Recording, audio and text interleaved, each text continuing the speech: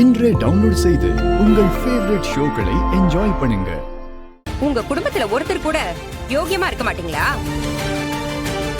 மொத்த குடும்பமும் ஃப்ராடா இருக்கீங்க.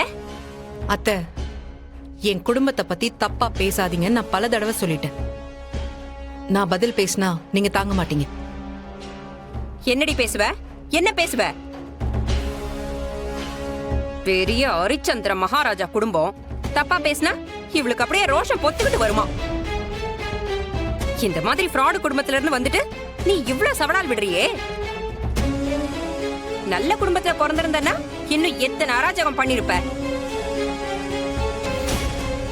இங்க பாரு உன் குடும்பத்தோட லட்சணத்தை பாரு.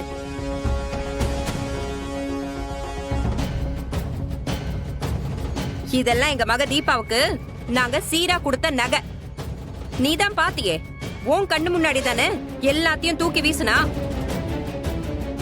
அத்தனை நகையும் டூப்ளிகேட்.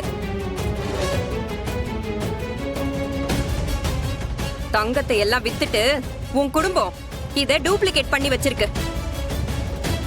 அப்படி ஒரு குடும்பத்தை திட்டாம கொஞ்சுவாங்களா? நகை செய்யறவரை வர சொல்லிருக்கேன், அவர் வந்து பாக்கட்டும். உன் குடும்பத்தோட வண்டவாளம் எல்லாம் தெரியும். அவ அவ்வளவு திமிரா இந்த நகையெல்லாம் என்கிட்ட திருப்பி கொடுக்கும் போதே எனக்கு சந்தேகம் இருந்தது. இதுக்குள்ள ஏதோ ஒரு வில்லங்கோ இருக்குன்னு. நினைச்ச மாதிரியே நடந்துருச்சு.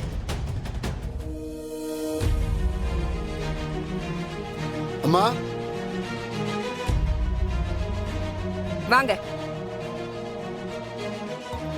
என்னம்மா? ஐயா வாங்க, உட்காருங்க.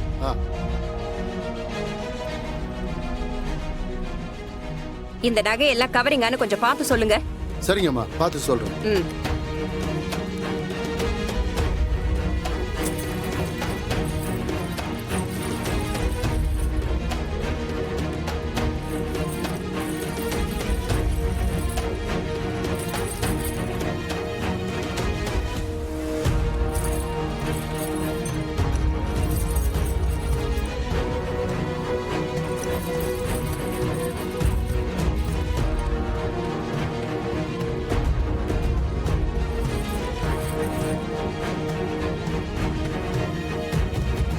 ஆமாம்மா, எல்லாமே கவரிங் தான்.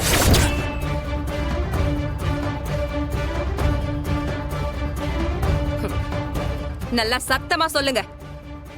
இங்க சில பேருக்கு நம்பிக்கை வராது. ஆமாம்மா, எல்லாமே கவரிங் தான். இங்க எப்படிம்மா இப்படி? திருட்டு பைய குடும்பத்துல வாழ போனா இப்படிதான் நடக்கும். தங்க நகை போட்டு என் பொண்ணை கட்டி கொடுத்தோம், எல்லாத்தையும் வித்து தின்னுப்புட்டு கவரிங் நகையை திருப்பி கொடுக்கறாங்க. வெக்கமா இல்ல? இத பண்றதுக்கு நாண்டுகிட்டு சாகலாம்.